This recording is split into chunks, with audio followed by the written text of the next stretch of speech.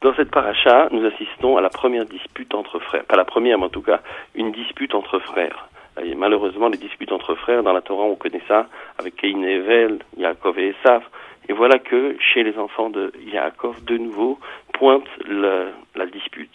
La dispute entre Yosef et le reste de ses frères. Mais une dispute terrible, puisqu'elle va presque mener au fratricide, puisque les frères ont cherché à tuer Yosef. Et en tout cas, elle mène à l'exil, puisque c'est par la vente de Yosef, eh bien que les frères, tous les frères et toute la descendance de Jacob va se retrouver en exil en Égypte pendant plus de 400 ans. Vous imaginez les conséquences de la marloquette, les conséquences de la dispute. Eh bien, le commentaire que j'ai vu est là pour essayer d'étudier, d'analyser quelles sont les causes de cette dispute et essayer de voir comment, dans l'avenir, eh bien, on pourrait éventuellement l'en empêcher et y remédier. Alors, de quoi s'agit-il? Quel était le problème? Le problème, nous dit-on dans le texte, dès les premiers versets, c'est la médisance, c'est le lachon hara. On dit, Vayotse Yosef et dit batam ra'a el aviem. Yosef a dit de mauvais propos chez son père à propos de ses frères. Alors, Rachi, tout de suite, est là pour nous dire de quoi il s'agit. De quelle médisance s'agit-il? Qu'est-ce que Yosef a bien pu dire de ses frères?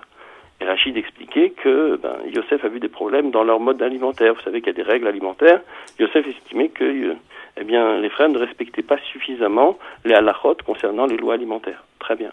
On nous dit également que Yosef reprochait à ses frères leur relation avec les femmes, peut-être qu'elle n'était pas suffisamment éthique, morale et suffisamment en adéquation avec les aspirations spirituelles qui étaient celles que devaient avoir les enfants de Yaakov. On nous parle également d'un problème relationnel puisque, selon Yosef, les frères ne respectaient pas suffisamment les enfants des servantes. Voilà les reproches que Yosef faisait à ses frères et qu'il adressait à son père. Nos maîtres expliquent qu'en réalité, les frères de Yosef n'avaient pas fait de faute grave, n'avaient pas enfreint les lois de la Torah et les lois des Noirs de l'époque. Mais en fait, ce qui se passait, c'est la chose suivante. C'est que Yosef vivait auprès de son père, dans une ambiance spirituelle extraordinaire. Alors que les frères, eux, étaient des bergers, qui étaient à Shechem, qui étaient à Dothan, qui étaient dans un environnement bien différent de celui dans lequel évoluait Yosef. Eh bien, Yosef, dans l'environnement qui était le sien, pouvait s'élever spirituellement, pouvait atteindre des niveaux spirituels extraordinaires. Alors que les frères, dans l'environnement qui était le leur, ne pouvaient pas étudier la Torah, ne pouvaient pas réfléchir comme réfléchissait Yosef. Ils étaient aux prises avec le monde de la réalité, le monde de la matière. Nécessairement, ils ne pouvaient pas s'élever dans les mondes de la spiritualité qui était celui de Yosef. Et voilà que Yosef, par souci pour ses frères, qu'est-ce qu'il veut? Il veut essayer de les ramener vers lui, de les rapprocher vers lui, de les élever.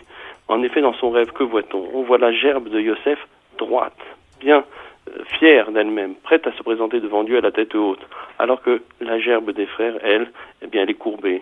Elle est plutôt pleine d'humilité parce que peut-être ne pouvant pas aspirer à ces niveaux de spiritualité tellement importants. Yosef, lui, cherche à faire en sorte que ses frères progressent. Quelle est sa méthode? Sa méthode, c'est la méthode du reproche.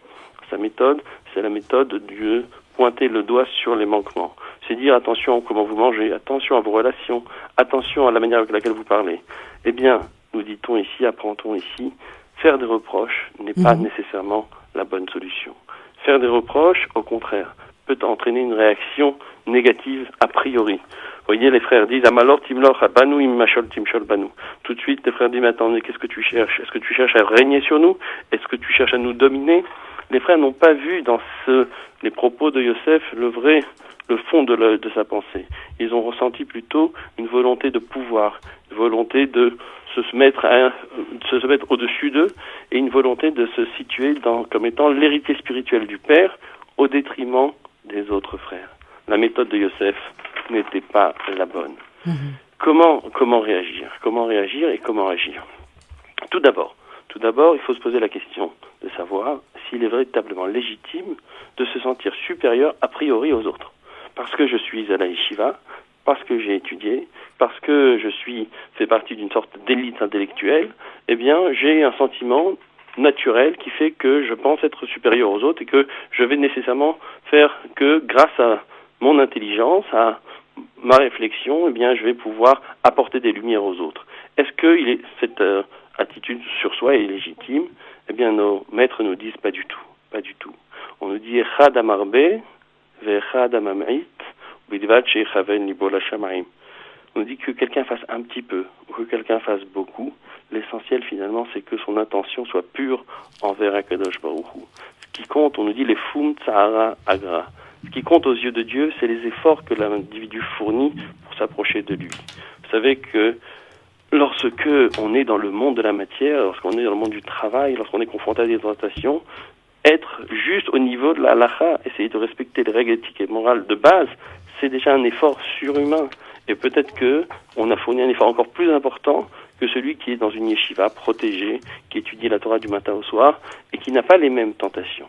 On raconte l'histoire du Gaon de Vilna, mon père l'a raconté souvent, qui à la veille de Kippour appelait les personnes qui travaillaient au port. Et il leur disait, messieurs, venez, j'ai à vous parler. Ces gens-là arrivaient, et le Gaon de Vilna leur disait chaque année avant Kippour, messieurs, maintenant, faites-moi du moussard. Rappelez-moi à l'ordre et dites-moi des paroles qui vont éveiller ma conscience spirituelle. Alors ces gens disaient, Gaon de Vilna, comment nous, qui sommes confrontés au problème du vol, au problème de la tentation, comment nous pourrions-nous vous adresser des paroles de moussard, vous qui êtes le Gaon de Vilna? Et le Gaon de Vilna leur disait, chers amis, c'est tout à fait le contraire. Je vous admire parce que dans les situations dans lesquelles vous êtes, eh bien, vous restez des gens justes et droits et vous arrivez, malgré toutes les difficultés qui sont les vôtres, à rester des gens qui sont dans la règle éthique, des règles morales, et dans la relation à Dieu, qui est certes peut-être pas aussi développée que la mienne, mais qui est une relation qui est très profonde parce que effectivement à des tentations et à des difficultés énormes. Résister dans cette situation-là, c'est faire preuve d'une spiritualité extraordinaire. Et le Gaon de Vilna a montré combien il respectait ces gens-là et combien il attendait d'eux, eh bien qu'il l'aide lui-même à progresser encore dans le monde de la spiritualité. Donc, quand on regarde les autres, beaucoup d'humilité. Ne jamais se sentir a priori supérieur aux autres parce que on a certaines connaissances, parce qu'on a une certaine formation qui fait que par nature je me sens supérieur aux autres. Cela est contraire à l'esprit de la Torah, pas du tout. Alors, comment faire? Eh bien, la solution, c'est tout simplement la solution de la proximité, la solution de la relation, tout simplement chercher, quoi qu'il arrive, à développer la lumière, à faire en sorte qu'il y ait de plus en plus de Torah, plus en plus de mitzvot, et ce n'est que par la proximité, par le fait que j'apporte à l'autre des lumières, ne sachant pas quelles sont ses propres lumières, mais en cherchant à lui apporter des lumières, eh bien je me dis que plus je serai dans la proximité avec l'autre, plus je serai dans une relation d'échange, plus je lui apporterai, eh bien nécessairement la lumière du monde entier ira grandissante. Eh bien c'est tout simplement l'image de Hanouka. Quand on va à la paracha de Vayeshev et la paracha que nous lisons juste avant la fête de Hanouka. Et quelle est la voix de Hillel qui émet tant son prochain? Eh bien, la voix de Hillel dans la Hanoukia, c'est tout simplement de dire, au premier jour, nous allumons une bougie, au second, une deuxième, au troisième, une troisième, etc. Parce que la voix de l'homme dans ce monde, c'est de chercher à multiplier les lumières et à faire en sorte que la lumière, attendez, se développe de... Arrêtez d'appeler le rabbin Messas, il est à la radio, vous l'entendez bien. Alors on va conclure pour que vous puissiez ensuite répondre. Donc l'idée c'est de développer la lumière et regardez, et je conclurai là-dessus. La méthode de Yosef, eh bien elle crée des gerbes distinctes. Dans ce rêve, on a la gerbe de Yosef qui est à part et les gerbes des autres frères également à part. Il n'y a pas d'unité. Faire des reproches, rappeler les autres à l'ordre, même lorsque c'est justifié, eh bien, mène à la marloquette, mène à la division. Il ne s'agit pas également de laisser un monde aller dans le sens qu'il veut, sans agir, sans intervenir, mais il faut chercher à...